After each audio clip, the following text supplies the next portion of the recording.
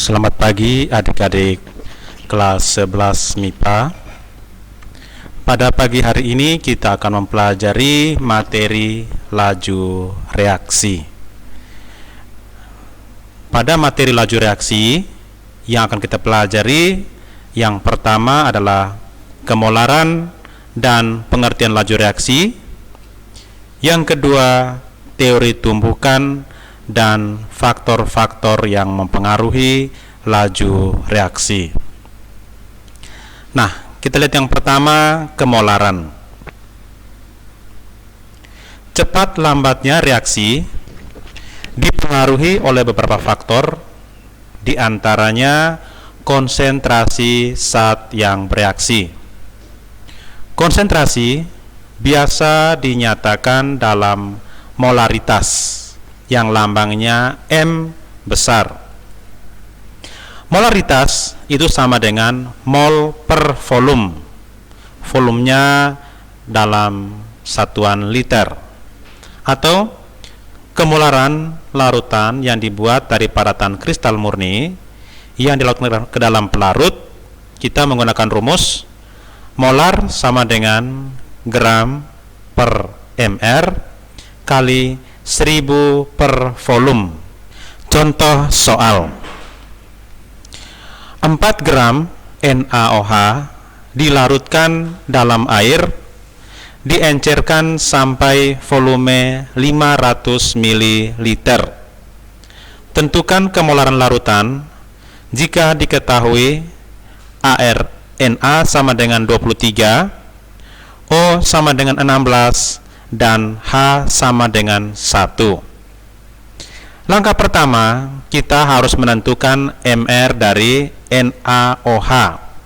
Jadi NaOH itu Na-nya ada 1, O-nya ada 1, H juga ada 1. Dengan demikian, MR NaOH itu adalah 1 dikali ArNa tambah 1 dikali ArO tambah 1 dikali ArH. Dengan demikian ArNa itu 23, O 16, H 1, jika dijumlahkan sama dengan 40. Kemudian setelah mendapatkan MR, kita masukkan ke rumus. Rumus tadi molar sama dengan gram per mr kali 1000 per volume. Gramnya sebanyak 4, MR-nya 40, volumenya 500, sehingga dimasukkan ke dalam rumus menjadi 4 per 40 kali 1000 per 500 sama dengan 2 molar. Jadi molaritas NaOH sama dengan 2 molar. Soal yang berikut, tentukan molaritas dari 0,2 mol HCl dalam 1 liter larutan. Jawabannya, mol itu sama dengan 0,2 mol, volume 1 liter, maka M sama dengan mol per volume sama dengan 0,2 per 1 sama dengan 0,2 molar. Contoh yang berikut, tentukan molaritas larutan yang dibuat dari 2 gram NaOH dilarutkan dalam air sampai volume menjadi 500 ml. Massa zat terlarut itu 2 gram, volumenya 500 ml. Tadi kita sudah dapat MR-nya sama dengan 40. Dengan demikian, molaritas sama dengan gram per mr kali 1000 per mililiter. Itu sama dengan 2 per 40 kali 1000 per 500, itu sama dengan 0,1 molar. Kemolaran larutan dengan konsentrasi tertentu dari larutan pekatnya dihitung dengan rumus pengenceran. Rumus pengenceran itu M1V1 sama dengan M2V2. Kemudian kemolaran larutan jika hanya diketahui kadar dan massa jenisnya dihitung menggunakan rumus molaritas itu sama dengan rho kali 10 kali persen massa dibagi mR. Kemudian jika ada dua larutan yang dicampur, maka molaritas campuran itu sama dengan MA kali VA ditambah MB kali VB per volume A ditambah volume B. Contoh soal. Berapa mililiter air harus dicampur dengan 100 ml larutan NaOH 0,5 molar sehingga menjadi 0,2 molar. Diketahui volume yang pertama adalah 100 ml, molaritas pertama adalah 0,5 molar, molaritas kedua adalah 0,2 molar. Kita misalkan volume air yang ditambahkan sebesar X mililiter, maka volume akhir itu adalah 100 ditambah X mililiter. Dengan menggunakan rumus pengenceran, V2 didapatkan sebagai berikut. Tadi Anda ingat rumusnya, V1 M1 sama dengan V2 M2. V1 tadi 100 ml, M1 0,5 molar, V2 tadi karena ditambahkan air berarti 100 ditambah X dikali molaritas 2 adalah 0,2. 100 dikali 0,5 sama dengan 50. 100 dikali 0,2 itu sama dengan 20. X dikali 0,2 sama dengan 0,2X. Kemudian 50 kurang 20 itu sama dengan 30. Dengan demikian X-nya adalah 30 per 0,2 sama dengan 150. Jadi volume air yang harus ditambahkan sebanyak 150 ml. Kemudian contoh yang berikut. Tentukan molaritas larutan yang terjadi jika 50 ml larutan H2SO4 ditambahkan dengan 150 ml air. Ingat, volume pertama 50 ml, volume kedua 50 ditambah 150, berarti menjadi 200 ml. Tetap kita gunakan rumus yang sama, V1 M1 sama dengan V2 M2. Jadi 50 dikali 2 molar sama dengan 200 dikali M2. Dengan demikian M2 sama dengan 50 kali 2 itu sama dengan 100. 100 dibagi 200 sama dengan 0,5 molar. Kemudian yang berikut, kita lihat contoh yang berikut. Tentukan molaritas dari asam sulfat pekat yang mengandung 96% H2SO4 dan massa jenisnya 1,8 kg per liter. Diketahui ARH sama dengan 1, S sama dengan 32, dan O sama dengan 16. Langkah pertama, kita harus mencari MR dari H2SO4. Jadi Anda lihat, larutan memiliki massa jenis 1,8 kg per liter. Artinya, dalam setiap 1 liter larutan, massanya adalah 1,8 kg atau sama dengan 1.800 gram. Kandungan massa H2SO4 dalam larutan tersebut adalah 96% dikali dengan massa larutan. Dengan demikian 96% itu adalah 96 per 100 dikali dengan 1.800 gram, itu sama dengan 1.728 gram. Nah, sekarang kita cari molaritas H2SO4. Tadi rumusnya adalah mol per liter. Mol itu adalah massa H2SO4 dibagi dengan MR H2SO4. Sehingga Anda dapatkan 1728 gram dibagi dengan 98 gram per mol, kemudian dibagi volumenya tadi 1 liter, berarti 1728 per 98, dapat hasilnya berapa dibagi dengan 1 liter, maka didapat molaritasnya adalah 17,63 molar. Sekarang kita masuk pada inti dari pertemuan kita pada hari ini, yaitu laju reaksi. Laju reaksi didefinisikan sebagai perubahan konsentrasi reaktan atau produk setiap satuan waktu. Jadi Anda perhatikan, ini V itu adalah laju reaksi, ini D konsentrasi C per dt, artinya di depannya ada min, artinya pengurangan konsentrasi C per satuan waktu, atau penambahan konsentrasi PQ per satuan waktu. Contoh soal. Berdasarkan reaksi 2N2O5 menjadi 4NO2 tambah O2. Diketahui bahwa N2O5 berkurang dari 0,2 mol per liter menjadi 0,5 mol per liter dalam waktu 10 detik. Berapakah laju reaksi berkurangnya N2O5?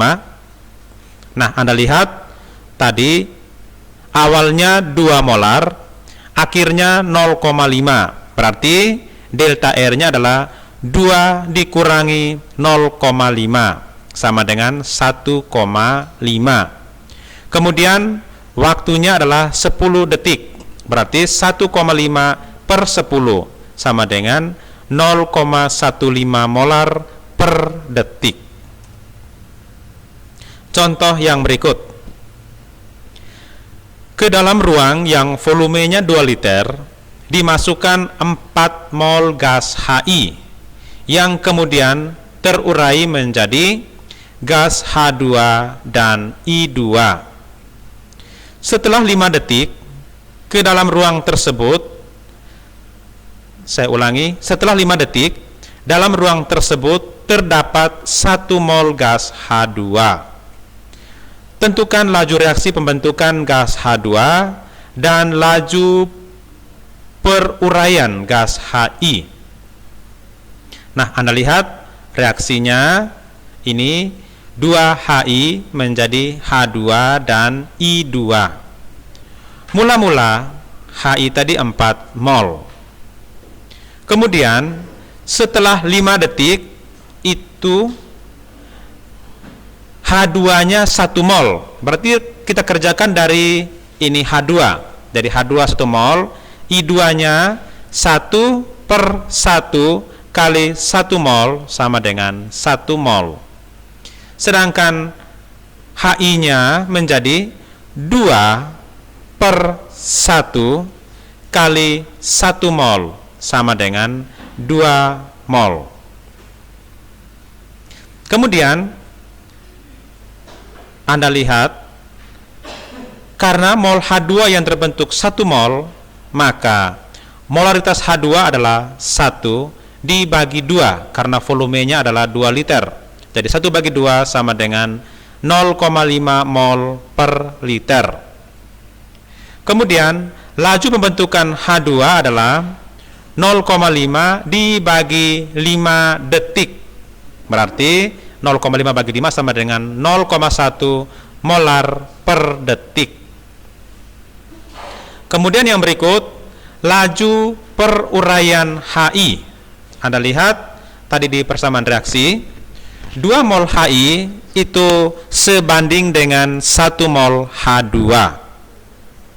Maka gas HI yang terurai menjadi 2 per 1 dikali 1 mol sama dengan 2 mol. Molaritas HI yang terurai menjadi 2 per 2. 2 di bagian bawah itu adalah 2 liter. Itu sama dengan 1 mol per liter. Kemudian 1 mol per liter ini dibagi dengan waktu menjadi 1 dibagi 5 detik sama dengan 0,2 molar per detik. Yang berikut kita lihat persamaan laju reaksi. Jika diketahui persamaan reaksi AA ditambah BB menghasilkan CC dan DD, A kecil, B kecil, C kecil, dan D kecil merupakan koefisien, maka laju reaksi dapat dirumuskan menjadi V sama dengan K kali konsentrasi A pangkat M kali konsentrasi B di pangkat N. V itu sama dengan laju reaksi, K itu tetapan laju reaksi, A itu konsentrasi zat A dalam mol per liter atau molar. Ini B itu konsentrasi zat B dalam mol per liter. M itu order reaksi terhadap A, N itu adalah order reaksi terhadap B. Berarti M ditambah N itu merupakan order reaksi total. Contoh soal. Reaksi gas bromin dengan gas nitrogen oksida sesuai persamaan reaksi 2NO tambah Br menghasilkan 2NOBr. Berdasarkan hasil percobaan diperoleh data sebagai berikut. Anda lihat pada percobaan pertama NO itu 0,1, percobaan kedua 0,1, percobaan ketiga 0,2, percobaan keempat 0,3. BR2 itu percobaan pertama 0,5, percobaan kedua 0,1, percobaan ketiga 0,05, percobaan keempat 0,05. Kemudian laju reaksinya, percobaan pertama itu 6 molar per detik, yang kedua itu 12 molar per detik, yang ketiga itu 24 molar per detik, yang keempat 54 molar per detik. Kemudian pertanyaannya, A itu order reaksi terhadap NO, yang B order reaksi terhadap BR2, yang C persamaan laju reaksi, D order reaksi total, E harga tetapan reaksi, F laju reaksi jika konsentrasi NO-nya 0,2 dan BR-nya 0,1. Nah, perhatikan yang pertama, kita buat rumus laju reaksinya. V sama dengan K kali konsentrasi NO di pangkat X dikali konsentrasi BR2 di pangkat Y. Order reaksi terhadap NO dipilih BR2 yang tetap atau yang sama, yaitu percobaan pertama dan percobaan ketiga. Sehingga kita buat V1 per V3 sama dengan K1 per K3, K-nya itu sama nilainya. Kemudian NO1 per NO3 di pangkat X. Kemudian BR21 per BR23 per pangkat Y. Karena BR2-nya sama dengan yaitu 0,5 dan 0,5, maka itu bisa dicoret. Dengan demikian kita cukup melihat yang NO-nya saja. Dengan demikian K dengan K juga bisa dicoret. Anda lihat di sini 6 per 24 bisa disederhanakan menjadi 1 per 4. Kemudian 0,1 per 0,2 bisa disederhanakan menjadi 1 per 2. Jadi 1/4 sama dengan setengah pangkat X. Dengan demikian setengah pangkat berapa yang sama dengan 1/4? Nah, kita dapatkan setengah pangkat 2 sama dengan 1/4. Dengan demikian nilai X itu sama dengan 2. Jadi order reaksi terhadap NO adalah 2. Kemudian kita lihat yang berikut, pertanyaan yang kedua. Order reaksi terhadap BR2, pilih konsentrasi NO yang tetap atau yang sama, yaitu percobaan 1 dan percobaan 2. Ini V V1 per V2 sama dengan tadi, K dengan K itu bisa dihabiskan, NO1 dan NO2 nilainya sama, bisa dicoret. Kemudian BR21 itu 0,05, BR22 nilainya 0,1, dipangkatkan Y.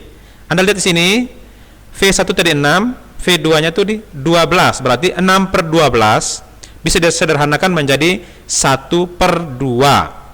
Kemudian 0,05 per 0,1 bisa disederhanakan menjadi 1 per 2. Dengan demikian 1 per 2 sama dengan 1 per 2 pangkat Y. Nah, setengah pangkat berapa yang sama dengan setengah? Itu adalah setengah pangkat 1. Dengan demikian order reaksi terhadap BR2 adalah 1.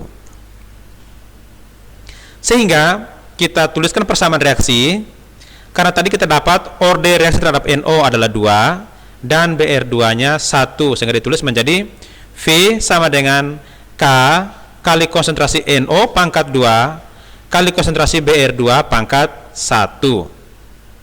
Dengan demikian order totalnya adalah 2 ditambah 1 itu sama dengan 3. Kemudian yang berikut, untuk menentukan harga K, pilih salah satu percobaan. Misalnya percobaan yang kedua. Anda lihat di sana tadi, V2 sama dengan K kali konsentrasi NO kuadrat dikali konsentrasi BR2 pangkat 1. Nah, V2 tadi 12, K kita belum tahu, nilai NO tadi 0,1 dipangkat 2, BR2-nya 0,1. Dengan demikian, K itu adalah V per 12 dibagi 0,1 dikuadratkan adalah 0,01 dikali 0,1. Berarti 12 dibagi dengan 1 pangkat 3. Otomatis nilainya didapat menjadi 1,2 dikali 10 pangkat 4 molar. Kemudian yang berikut, besarnya laju reaksi jika konsentrasi NO sama dengan 0,1 dan BR2 0,1 adalah, Anda masukkan nilai yang tadi, yang NO-nya 0,1 dan BR2-nya 0,1, dan K-nya yang sudah didapatkan tadi 1,2 kali 10 pangkat 4. Maka V sama dengan K kali konsentrasi NO pangkat 2 kali BR2 di pangkat 1.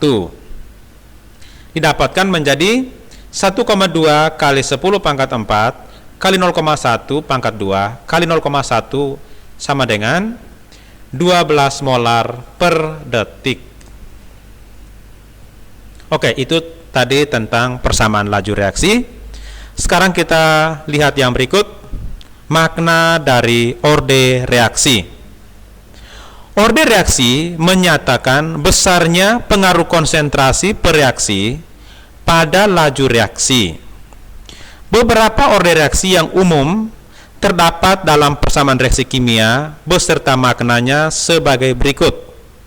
Yang pertama, suatu reaksi kimia dikatakan mempunyai orde 0 jika besarnya laju reaksi tersebut tidak dipengaruhi oleh konsentrasi per reaksi.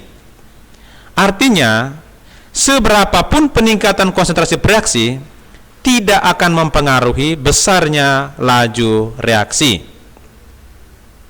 Nah, ini gambar grafiknya. Jadi grafiknya ini lurus saja ke sana, ini orde 0.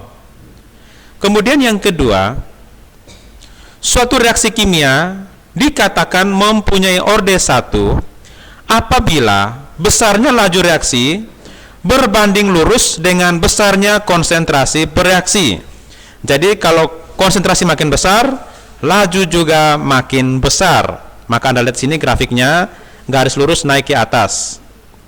Terus yang ketiga, suatu reaksi dikatakan mempunyai orde 2 apabila besarnya laju reaksi merupakan pangkat 2 dari peningkatan konsentrasi per reaksinya. Nah, Anda lihat di sini grafiknya, ini naik pangkat 2. Kemudian yang keempat, suatu reaksi kimia dikatakan mempunyai orden negatif apabila besarnya laju reaksi berbanding terbalik dengan konsentrasi bereaksi. Artinya, apabila konsentrasi bereaksi dinaikkan atau diperbesar, maka laju reaksi akan menjadi lebih kecil. Kemudian kita lihat yang berikut, teori tumbukan. Reaksi kimia dapat berlangsung apabila terjadi tumbukan antar molekul. Tumbukan, Anda lihat di sini, ini ada grafik di sini. Sama seperti Anda di rumah pernah ini menggunakan korek api. Kalau Anda sentuh kecil, maka korek itu tidak akan menyala. Tapi Anda kalau ini sentuhnya kuat-kuat, dia melewati kompleks teraktivasi ini, maka apinya akan menyala. Anda lihat di sini, makin banyak jumlah materi, tumbukan antar materi makin sering terjadi. Kemudian yang kedua, zat baru dapat dihasilkan dari tumbukan yang berlangsung sempurna. Tumbukan sempurna dinamakan tumbukan efektif. Tumbukan yang menghasilkan reaksi adalah tumbukan yang antar partikelnya mempunyai energi lebih besar daripada energi pengaktifan. Nah, kita lihat sini faktor-faktor yang mempengaruhi laju reaksi. Faktor itu yang pertama konsentrasi, yang kedua luas permukaan, yang ketiga suhu, yang keempat katalis. Anda lihat yang pertama konsentrasi. Lihat di sini, makin besar konsentrasi berarti semakin banyak jumlah partikel bereaksi.